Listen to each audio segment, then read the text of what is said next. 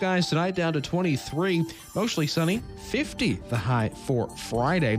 And by Saturday, a slight chance of rain showers, otherwise cloudy skies up to 47, mostly sunny and 47 on Sunday. Again, we're going to see mostly sunny skies today, a high near 40. Your WPKY Weather Edge Weather Center forecast is brought to you by Community Medical. Winter's creeping our way. It's time to button up your car, truck, and SUV with a pre-winter inspection from Trice Hughes' service department. They'll do a multi-point inspection of your vehicle, including checking your antifreeze, wiper blades, battery, and more. Time to get ready for Old Man Winter with Trice Hughes. Trice Hughes is here for you and any questions you may have about your vehicle. Buy your next vehicle from the home team. Find them on Highway 91 North, Princeton, or at tricehughes.com. Hi, this is Kelly Martin of Pennyroyal Hospice, and we are proud to be a part of the greatest comeback of all time.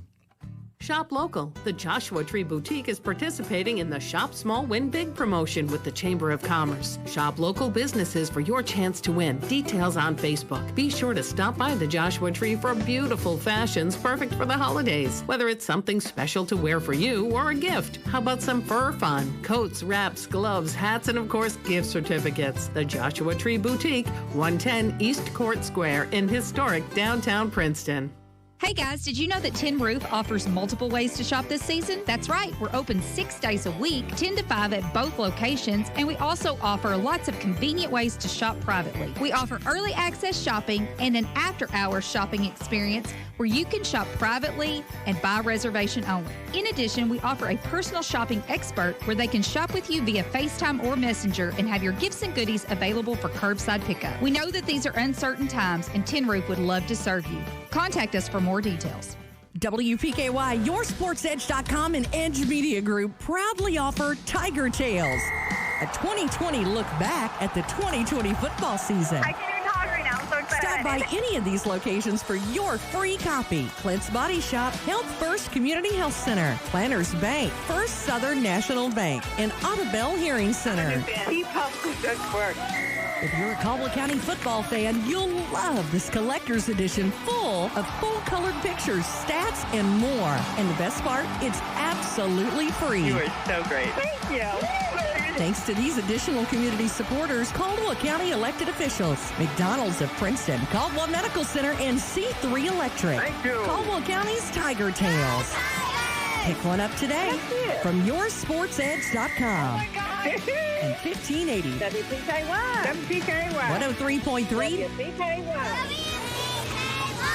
WPKY.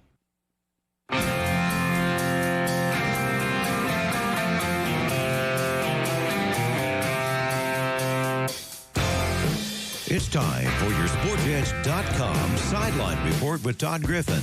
Talking sports and more here on 1580, 103.3 WPKY and worldwide at WPKYonline.com. Here's your host, Todd Griffin.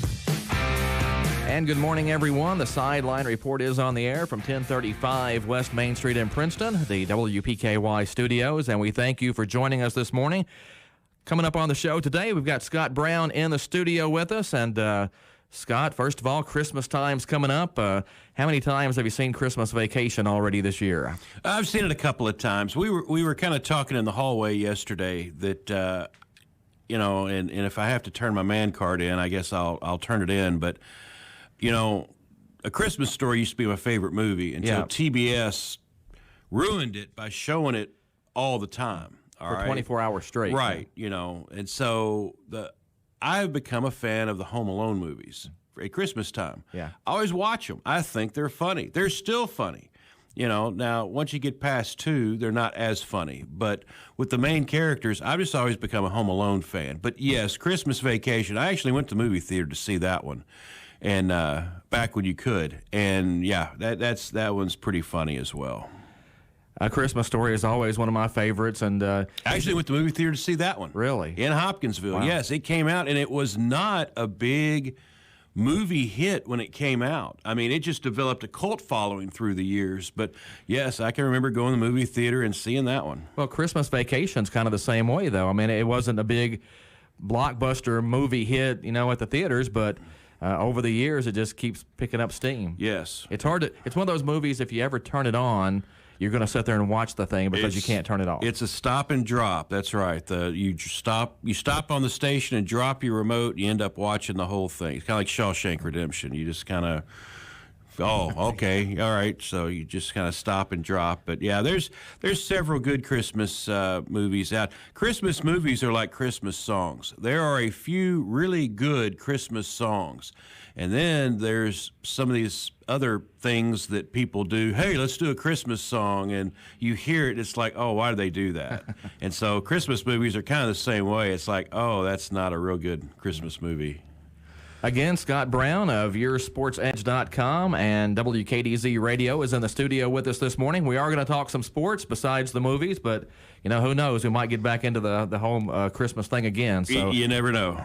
Stay with us. We got more on the show coming up after this on 1580, 103.3 WPKY. If extra expenses and Christmas shopping during the holiday season has you feeling more bah humbug than merry and bright, it's probably time to visit ABC Finance. With no payment due until January, you have a little time to breathe and enjoy. Here's Jody and Todd to explain a little more. Hi, this is Jody Lamb at the Princeton ABC Finance location. And this is Todd Morris at the Hopkinsville location. At ABC Finance, we want you to enjoy this time of year and offer a deferred payment program on holiday loans. Give us a call and we will take your application over the phone or stop by. No appointment is needed and walk-ins are welcome. At ABC Finance, we provide loans up to $15,000 and decisions are made quickly, usually within an hour. Learn more. Visit abcfinanceonline.com and be sure to like our Facebook page for lots of financial tips and community info. ABC Finance is adhering to all current COVID safety guidelines. To learn more about these, visit their Facebook page. All financing is based on normal credit approval. Test your knowledge on everything from turkeys and jingles to Christmas movies and sugar plums. What are those anyway?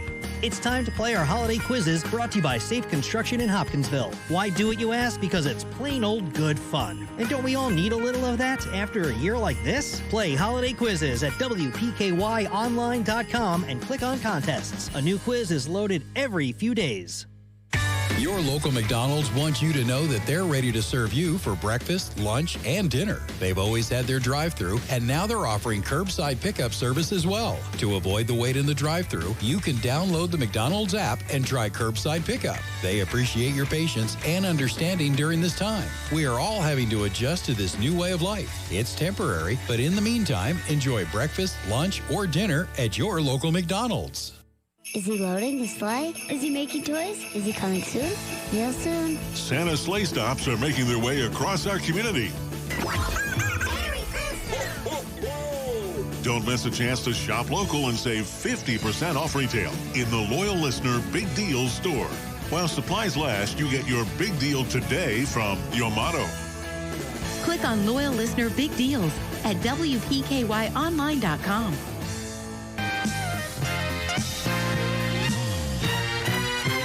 This is the Sideline Report on 1580, 103.3 WPKY. Again, thanks for tuning in this morning. Scott Brown of YourSportsEdge.com and WKDZ Radio is in the studio with us. And Scott, big news this week. Major League Baseball announced it's going to honor the Negro Leagues and include those stats and things. And I know you're like me, you're a big stats guy, so that could have some big ramifications for the Major League Baseball stat book. Well, I think when it comes to the stat book, there's always been asterisks involved, because you're playing, the big one was with, Roger Maris and Babe Ruth. Roger Maris did a 162-game season with his home runs in a season. Babe Ruth did 154.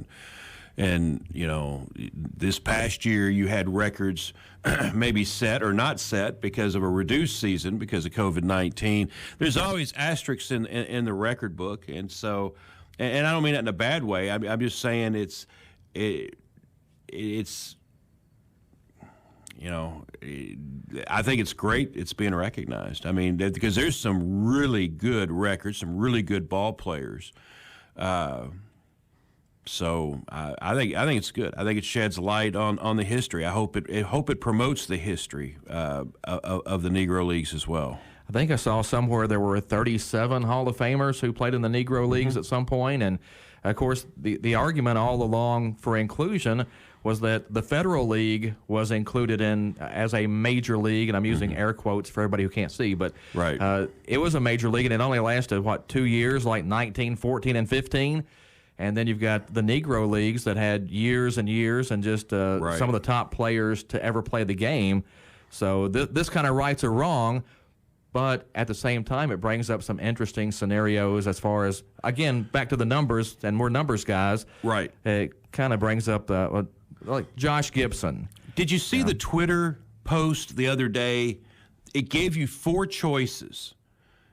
If you could go back, what would you do? Would you watch Josh Gibson hit, Satchel Paige pitch, Cool Papa Bell run the bases, and there was a 4th one I can't remember. Yeah, I did see that. Yeah. And everybody's responses were like, man, I don't know.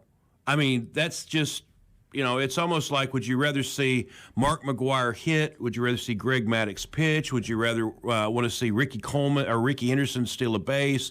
I mean, people were like, I don't know. I don't know if there's a correct answer to this, and there's really not. I mean, that's one of the best Twitter questions I've ever seen. I think I would pick watching Josh Gibson hit one time. Oh, yeah. Barely. Over watching Satchel Paige pitch. But you can make an argument that Josh Gibson is the best baseball player to ever walk the planet. Right. But the issue comes up with, again, getting back to stats and us being numbers guys. If you look at the Wikipedia page and some of the history on Josh Gibson, they say he's hit over 800 career home runs. Some people say as many as 1,000. Yeah. Well, that would make him the new home run king of all time. Right. However, the guys who have gone back and verified everything by available records, I think he has like 238. See, I'm okay with records. I'm okay with records being included, but they've got to be right. And that's kind of the thing with we've talked about the KHSAA record book from time to time. I went and covered a soccer game a couple years ago, and they were making a deal about, a soccer goalie, had, something like 30 saves in a game, and I'm keeping stats, and the other team only got off 24 shots. And I'm thinking, how do you have more saves than shots? We put together the stat leaders for the second region volleyball this year, and one team had one of the teams had more assists than kills. Yeah. And that's it's statistically impossible to do. I'm okay with doing that, but like you said, as long as the stats are verified and able to, the records found and verified, I'm good with it. But, if we're going off legend, he had to hit over 800, I'm sure, there's some, before too long, in a few years, there's going to be some,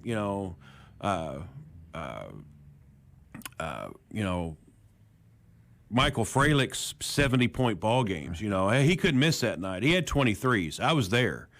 And you look back and he only had 35 points. Where did 80 come from? So as long as they're going off verification, I'm good with it. I mean, Sometimes, though, the verification is difficult because even in researching Caldwell County history, you might see a stat thrown out after the fact, and you just wonder how accurate it is.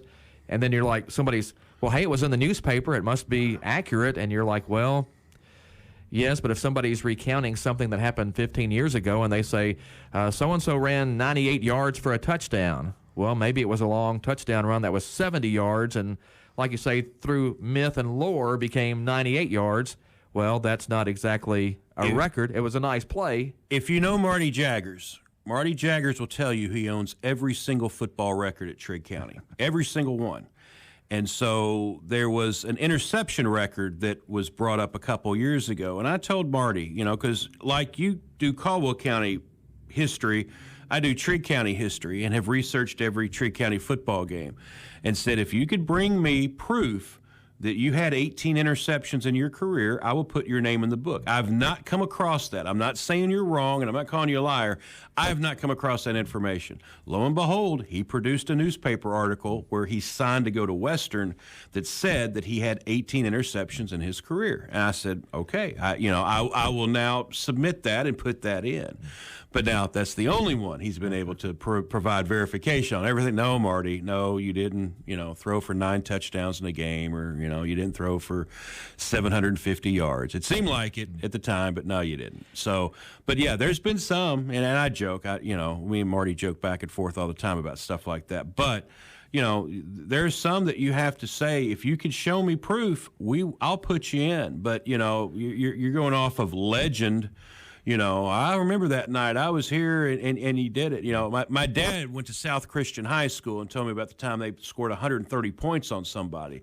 No, they really didn't. They scored like 104, which is still a lot of points. The legend grew. The legend grew. That's exactly right. I think he walked to the gym uphill both ways to go see that game too. But yeah.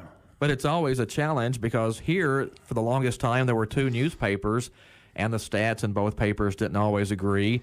And then you've got somebody that will say, well, I've got the Evansville Courier from that game, and it has me with this many yards rushing. And somebody will say, well, I've got the Paducah Sun from this game, or I've got the Kentucky New Era from this game. Yeah. So at some point, somebody has to make a determination, which one is going to be the, and I'm using the air quotes again, official stats. Right. Well, same way with, same way in researching, you go back and look at the scores from the 20s and the 30s, and I'm using, or the 40s, I'm using a score I see in the Katie's record, and then I go and research the New Era. In Hopkinsville, it's a different score, and then the Paducah Sun's a different score. My concern with COVID-19 and the state of things the way they are now is somebody better be keeping good, detailed records of high school sports in Western Kentucky, school by school right now. 40 years from now, when you go back and look back at this decade, this past 10-year period, you're going to be hard-pressed to get that information because it's vanishing. It's gone from being able to open up a newspaper and read a detailed recap of a ball game to being lucky to find a score. And that's the big concern I have. And in going back and researching the Trigg County sports, there was a period of time in the 50s where I did good to get a score.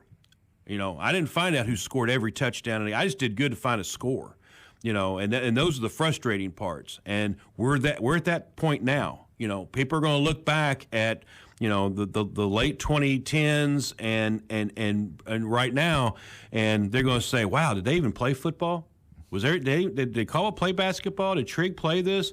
And you can't find it because there's nothing there. And so hopefully there's going to be people like you, like me, at their schools who are going to document this. A lot of people rely on the KHSAA scoreboard for like individual stats for basketball and for football, and that's great. But what happens when the site crashes?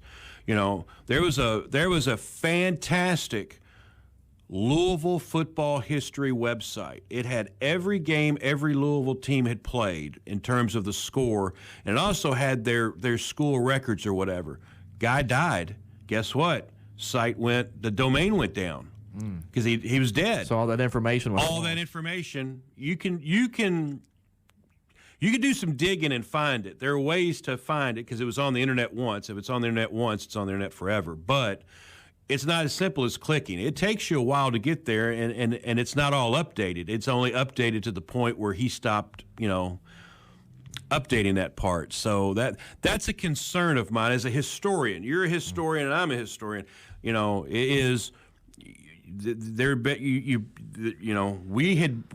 have got to do a good job of documenting what's going on right now, because if we don't, 30, 40 years from now, you're not going to be able to go back and look in a newspaper the way we do now, looking back 20 and 30 years. Well, and unfortunately, some schools have that issue anyway, because at some schools, they can't give you their 1,000-point scores in basketball. Just there's not a local paper that maybe kept up with those things. Coaches didn't keep the old score books or whatever, and some schools just don't have any historical context as far as athletics go. Trigg County's basketball records for the longest time went back to 1960, and the reason why is because the school burned in 1960. School burned, gym burned, stat books burned, and so there was no compiled history of the records at that time. So fortunately, we were able to go back and get that again through the use of yearbooks, school yearbooks, and newspapers, but school yearbooks have changed now too, and you don't see the amount of statistical information put in a yearbook. Used to, a yearbook would have the schedule, the scores, who made all WKC, who made all district. If somebody set a school record, they would list them. You know, now they're doing duck faces and whatever else. It's changed, and so that's a concern of mine. I'm afraid that sports history, local sports history, is going to get lost through the years, and that, and I tie that back into what you said about the Negro Leagues. Is hopefully there's history and there's records available for them to make that as accurate as possible. In coming up with a full baseball record book. Yeah, going back to the original point, Josh Gibson, again, maybe the best baseball player ever. I think he hit 441 in 1943. So does that become the last time somebody hit 400 in a major league game? There are lots of things like that. And not just that, Josh Gibson spent his entire career in the Negro Leagues, but there are other guys who started there, then went on to have major league careers. Well, now they get to add those stats to their major league stats. So a guy that maybe hit 295 as a major leaguer, well, you add these in. Now he's a 300 hitter. It's like Ichiro. Yeah. Ichiro played years in Japan and then came over to the United States. So when he got his 3,000th hit, 1,900 of it was in Japan, or how many ever was in Japan, and so they combine those for that purpose. And so when you look at the full body of work, what he did in Japan and what he did in the United States, without a doubt, he should be in the Hall of Fame. I mean, his numbers are phenomenal for the two combined. So then I guess the all-time home run king is Sadahara O then, because he played in Japan and hit over 800 home runs. So. Right. So yes, it's as long as they're accurate, and based on the same baseline, I'm good with it. But if we're, if it turns out that we research it and find out that they only played 6 innings a game or 7 innings a game, or we find out that the playing field is not level, then it's hard to justify that kind of record. It's like when you go back, like volleyball, for instance. In the early days of volleyball, they played 2 sets out of 3, and it wasn't rally scoring, So obviously now you may have more kills and assists now because you're playing best 3 out of 5, which means that you play more. Mm-hmm. So, it's the same way with fast pitch and slow pitch softball. So you got all kinds of slow pitch records, but that's slow pitch. It's not fast pitch. And so as long as the playing field's level, I'm good with it. But if you have to start differentiating, well, this is when they played 9-inning games, and this is only when they played 7-inning games. Fun to think about, anyway. Hey, as a geek when it comes to numbers, I'm always curious to see where Satchel Paige and Josh Gibson, ranked among everyday numbers. I think that's neat.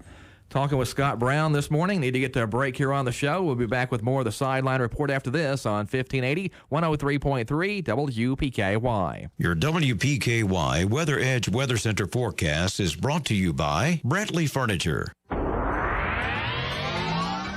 Your WPKY Weather Edge Weather Center forecast. Mostly sunny skies expected through the day today. Going to be a little warmer than yesterday, a high near 40 degrees. Mostly clear skies tonight, down to 23. Mostly sunny, 50 the high for Friday. And by Saturday, a slight chance of rain showers, otherwise cloudy skies, up to 47. Mostly sunny and 47 on Sunday. Again, we're going to see mostly sunny skies today, a high near 40. Caldwell County is a special place in western Kentucky, featuring beautiful tracts of land. Even though the real estate market is always in a constant state of change, Bollinger Real Estate and Auction understands this and is ready to work for you. Hi, my name is Ben Bollinger with Bollinger Real Estate and Auction. Whether it's a property valuation or time to sell, Bollinger's team is dedicated to work for you. Real estate solutions with a passion for people. If you really enjoy the stories you hear on Traveling the Bluegrass, we'd like to invite you to listen to the whole visit uncut. Just type youragedge.com into your browser. You'll find Traveling the Bluegrass uncut stories in long form, so you don't miss a thing. You'll also find lots of ag news and farm pictures from across the Commonwealth. You can also find all the Kentucky communities that Traveling the Bluegrass can be found. Remember to visit youragedge.com.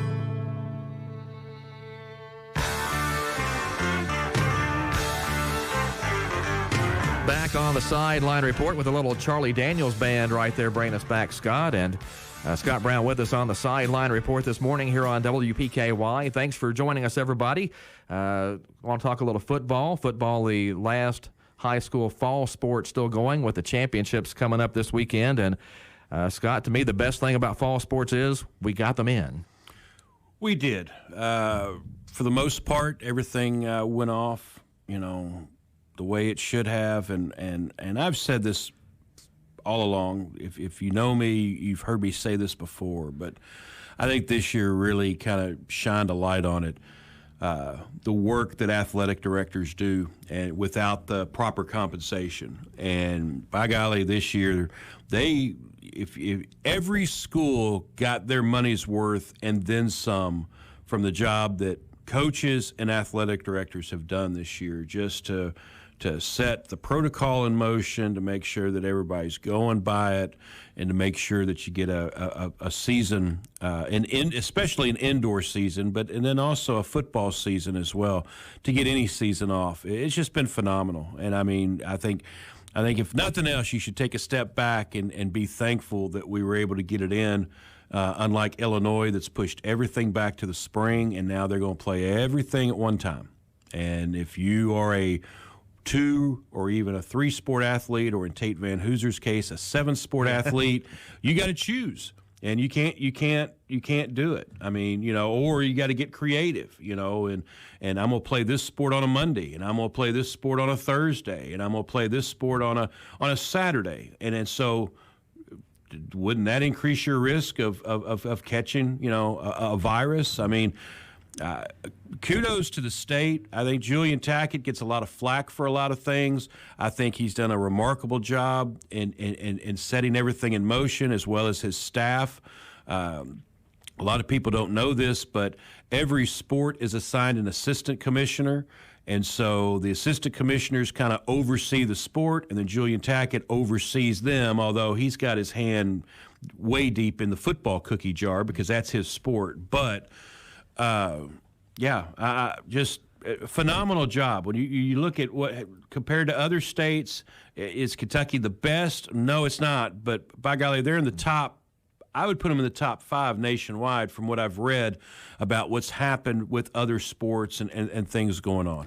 Well, and the states that are going to try to play everything at the same time are going to run into another issue, and that's finding officials. Yes. Because a lot of those guys do multiple sports. And Kentucky's having that problem, too. That's a story that I'm working on that will be on your Sports Edge at some point, is you got a lot of sports that share officials. And so if they talk about the overlap, that was the big word that was brought up, with the Board of Control at their meeting a couple of weeks ago, is about the overlapping of sports and the athletes. If you got a kid that plays basketball and baseball, you don't want him to lose part of that baseball season because they didn't get a season last year. Basketball did. But you also got a lot of baseball umpires who officiate basketball.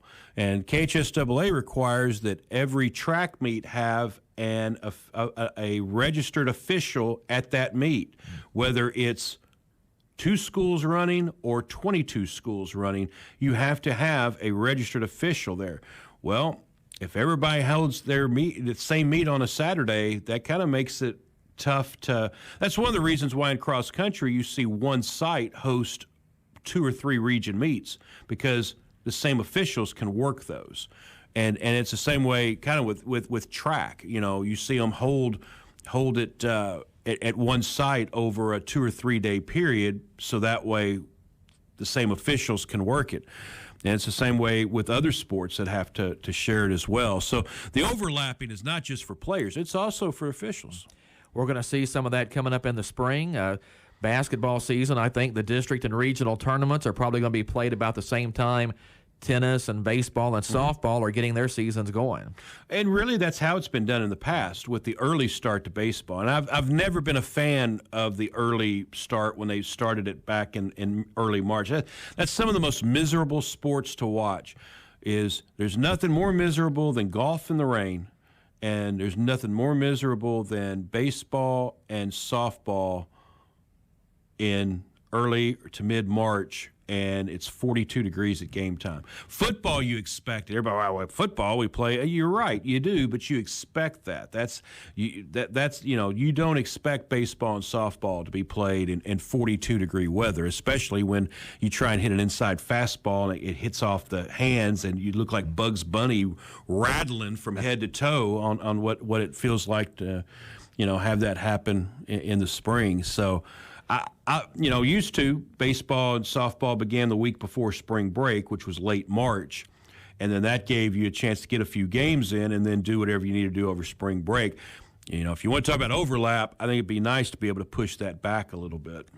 Talking with Scott Brown this morning. Need to get to another break on the show. Back with more on the Sideline Report after this on 1580 103.3 WPKY. Your WPKY Weather Edge Weather Center forecast is brought to you by Health First Community Health Center.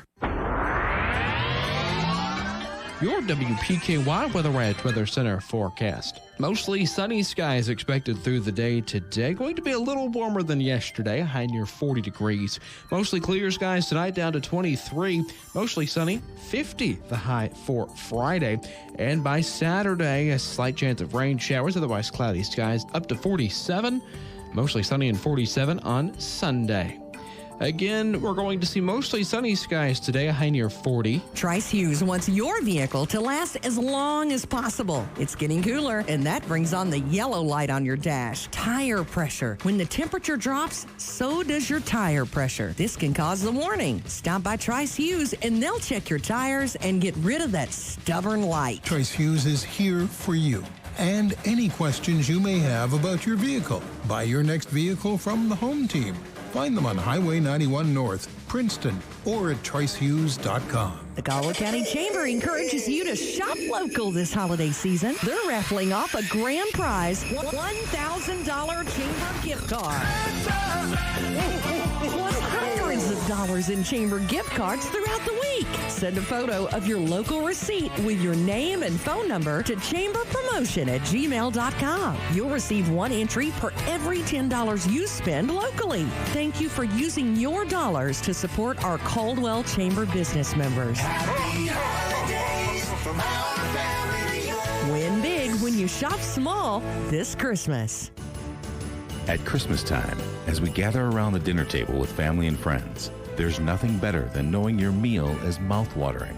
Noth's Barbecue has just the thing, a pork shoulder or ham smoked over hickory coals, low and slow, the old-time traditional way. Call to order no later than December 19th and pick up your order hot and ready at No's in Grand Rivers or the new Paducah location. And don't forget No's Catering for your holiday parties as well.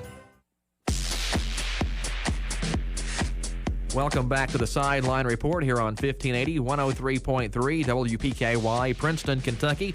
Scott Brown of YourSportsEdge.com and WKDZ Radio in the studio with us this morning. And Scott, we're talking football and the state championship games coming up later this week, tomorrow and Saturday. Not a lot of rooting interest for far western Kentucky, but we do have the Owensboro Bowling Green game to look at. It's interesting. I was surprised at what Bowling Green was able to go to Covington Catholic and do. Not just beat them, but shut them out. I mean, Bowling Green's legit. I don't consider Bowling Green Western Kentucky because if you look at a map, they are located on I-65, and so is Louisville. And nobody ever considers Louisville in the western part of anything, but hemisphere maybe. But Owensboro is obviously a Western Kentucky school, but Bowling Green is one of the preeminent. I think they're the preeminent football program west of I-65. And yes, that includes Mayfield. I mean, they have really, tradition-wise and what they're doing in larger classes is, really phenomenal, especially in a city where you're having to get kids against several other schools. Well, and there were a couple of other Western Kentucky teams that made runs. Hopkinsville made the state semis. Murray made it to the state semifinals, but once those teams got there, the competition level really jumped up after you got past the first 3 rounds. Boyle County is the Bowling Green of Central Kentucky. I mean, just phenomenal to watch them play. Watch how crisp their routes are. Watch them run to the huddle, run to the line. They go up tempo. It's like watching. Boyle County's like watching the Tubby Smith team in the Rick Pitino team in '96 that just took apart LSU. Scored 86 points in the first half, pressed them relentlessly, played up tempo, shot threes, hit shots, and that's what Boyle County does. They're relentless. They everybody has their job. They know what to do. The thing that impressed me when Elijah Sindelar was the quarterback at Caldwell County was Elijah Sindelar would throw to an area accurately, and there'd be a receiver there. He'd throw to receivers sometimes, but a lot of times he would throw to an area and the receiver would be there. That's what it was watching Boyle County. Their quarterback is not fantastic by any means. He's good, though. I mean, and he throws a good ball, and the receivers are there to catch it.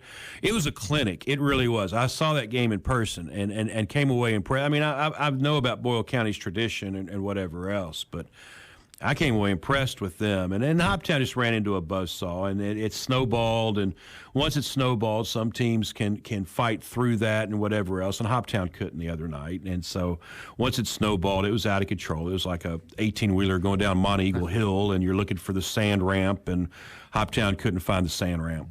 Well, in 2A, we thought whichever team won the district down here had a chance to make a run to maybe the state semifinals, whether it would have been Mayfield, Caldwell, or Murray.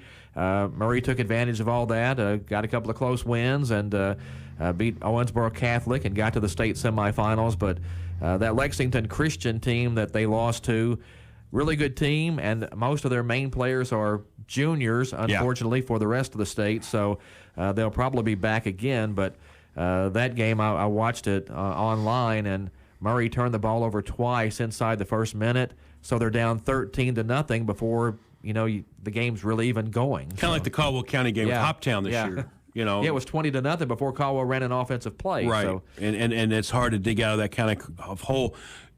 That's what makes what Bowling Green did even more impressive. And I've always said this. I don't care what sport it is. It's hard to get on a school bus, go 3 hours, and get off a bus and expect to play a good game. It's hard to do in high school. And for Bowling Green to do that, go up, the interstate, play in northern Kentucky, and shut them out is impressive. And I think that goes against what Murray did. Crittenden County ran into that problem going to Louisville, having to play Kentucky. It's hard to get on a school bus and go. That's why in other sports like cross country, like track and field, even when you get to that state level, you don't go up the same day. You go up the night before, you sleep, you get a good night's sleep, and then you hop on the bus, go 5-10 minutes to where you're supposed to go. And it's hard to do. And some schools that can afford to do that will do that. They'll go up and spend the night and whatever, but that's just hard. It's hard to do. Well, and the big thing that doesn't get talked about a whole lot is the RPI the KHSAA is using now to determine home field advantage once you get to the third round of the playoffs. In the past, it just depended on what year it was, who got to host. But that RPI is a big thing because it might be the difference between playing a home game and traveling 5 or 6 hours. I think it's really cheapened the semifinals. Usually in any sport, your semifinals are some of your most competitive rounds of play. And then you see blowouts in the championship game in sports all the time, but the semifinals are supposed to be those are the best games. You know, the Boys Sweet 16, those Saturday morning semifinal games.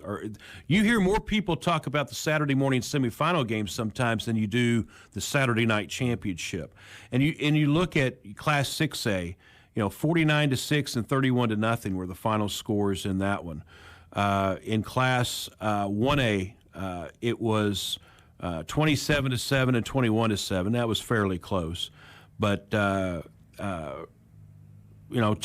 was 48-13, and then you had the 1-point game. I don't know. This year there were some close games, but that's what they're using. And I'm not a fan of the RPI because I'm not a fan of any formula that does not factor in margin of victory.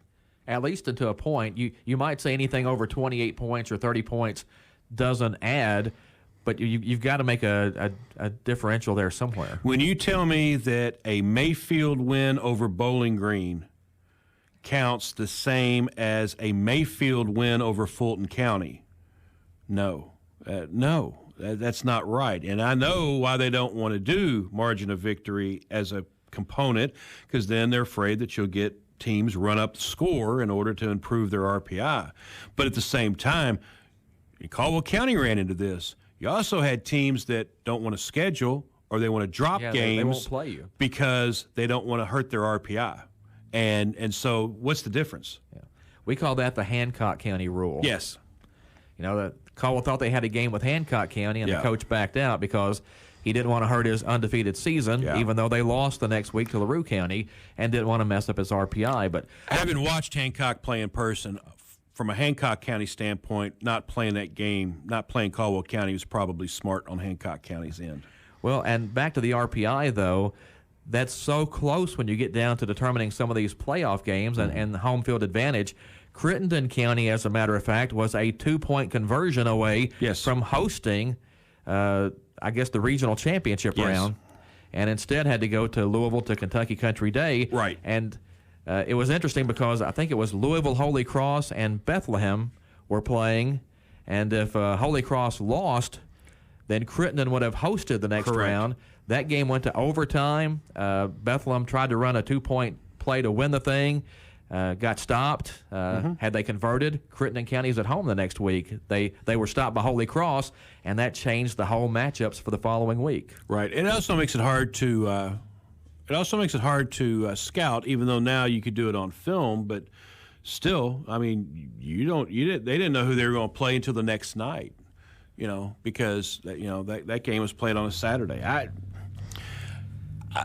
I see what they're doing with it, and I'll say this. I do like the RPI better in determining a tiebreaker as opposed to that silly point system they had, where you get a point for every team you beat. So what happened was you'd have teams... And every game they've won. And every game they've won. So it would keep teams from scheduling up because they needed wins for that point system if they knew they were going to be in a close district. But, again, I like it, but I can't fully endorse anything that doesn't use margin of victory in that RPI. I mean, going to Mayfield and beating Mayfield at Mayfield should be a feather in the cap. You should get 1,000 points if you do that. Anybody who's gone to Mayfield try to win. You know what I'm talking about. You go to Mayfield and win, you've done something. That should count 10 times more than going to Hopkins Central and winning a game, and that's not a slight against Hopkins Central, but I'm just talking about, traditions of programs there. And so, but when you count them the same, no, that's not an accurate system. Well, and like you mentioned, it's going to result in some schools having difficulty finding games, and not because another school is scared to play them from a competitive standpoint, but they just know if they play that school and if they are historically not a really strong program, that it's going to hurt their RPI to play a team that is 1-8 or whatever. Right. Yeah. It's already hard enough to schedule football games as it is because the KHSAA has that scheduling grid that says you have to play district games at certain weeks of the season. So that means now you can only play non-district games weeks 1 through 5 and in the final week of the season. Well, now you factor in, we don't want to play because your RPI is too low or because we won't get enough credit if we do beat you. We're not. It's too high. That makes it even harder. That makes it even harder to schedule football. Going to be interesting to see how teams kind of adjust to that. Like we said, already seen some teams that just won't play because they don't want to mess up their RPI some way. You mentioned Kentucky Wildcat basketball a little while back. So what's up with the Cats this year? 1-4 right now? Yeah. So but some hope, though, in the last game. The second half, I think, in this season of hope, provided UK fans some hope that maybe the light's starting to come on a little bit. It's a roll of the dice whenever you do what Calipari does in throwing individual type players together and knowing you've got 3 months to get them to mesh into a team come NCAA tournament time and make a run. And sometimes that's successful, and then sometimes you get Nerlens Noel and Archie Goodwin and a trip to the NIT. And you know, I think the luster of the one and done is wore off a little bit. I think that, you know, for all of the NBA players that have gone from the University of Kentucky into the NBA, there's only one championship banner hanging in Rupp Arena. You know, we're starting our second decade here, and you know, I think people were thinking, well, we're going to put together a UCLA type dynasty run here and win 5, 6, 7, you know, in a row, and that hadn't happened. And when that doesn't happen, patience wears thin a little bit, and then when you continually try and do this, the part of the problem is that Calipari refuses to recruit and play shooters. And when your defense isn't doing what it's supposed to do, and when teams pack in a zone, if you don't have players who can knock down a three-point shot, a Deron Lamb, a Darius Miller, Cameron Mills, Jeff Shepard, Travis Ford, when you don't have legitimate shooters, and when you have them and don't play them, then you're going to go 1-4. And I mean, you had a good shooter in Johnny Juzang that you could have developed, and boy, couldn't they use Johnny Juzang this year? All right, well, he didn't get the playing time he thought he should have got, and he really didn't. And when he did get the playing time and performed, he went back to the bench. All right, Dante Allen didn't play a minute the other day in the loss to Notre Dame. You know, you're playing on your home floor. Shooters like to shoot in their home gym, on their home floor. You don't even play them, all right? So, I think too much emphasis is placed on length and not enough emphasis placed on that's a heady player or that's a good shooter. And as long as that's the philosophy he takes, then it's a gamble. You know, yes, length is good. I get that. But the game has changed a little bit. You know, and you go out and you go to the playground and watch what the kids are emulating. You know, are kids emulating Jason Tatum, or are they emulating Steph Curry? You know, are they emulating Ben Simmons, or are they emulating step back shots by Harden? You know, they're emulating shooters. You know, and what the shooters do, and so. I haven't lost hope. There's too much talent there to say, oh, well, you know, they're not going to do anything. There's too much talent there, you know, and they may mesh. And he's trying, you know, but what's concerning to me is we're 4 games in and he's already tinkering with Terrence Clark at the point and this and that. And it's like, well, wait a minute. You know, we're already tinkering here. And normally, tinkering with positions like that doesn't happen. So, I don't know. It's hard to put a finger on, but I'll say this: until he figures out that he's got to have shooters. You got to have shooters. You look at the teams that are playing well, and they've got 2-3 guys who can consistently knock down shots. And I think some coaches put too much of an emphasis on defense and not enough emphasis on offense. And one other thing too, and this is huge, and this is glaring. Kenny Payne's missed. Oh, yeah. Kenny Payne's missed on that bench. You know, that's a constant buzz in the ear. You need to go zone. You need to do this. You need to do that. And that's not there now. Kenny Payne's the assistant coach of the New York Knicks. And so I think from a game standpoint, Kenny Payne's missed on that bench.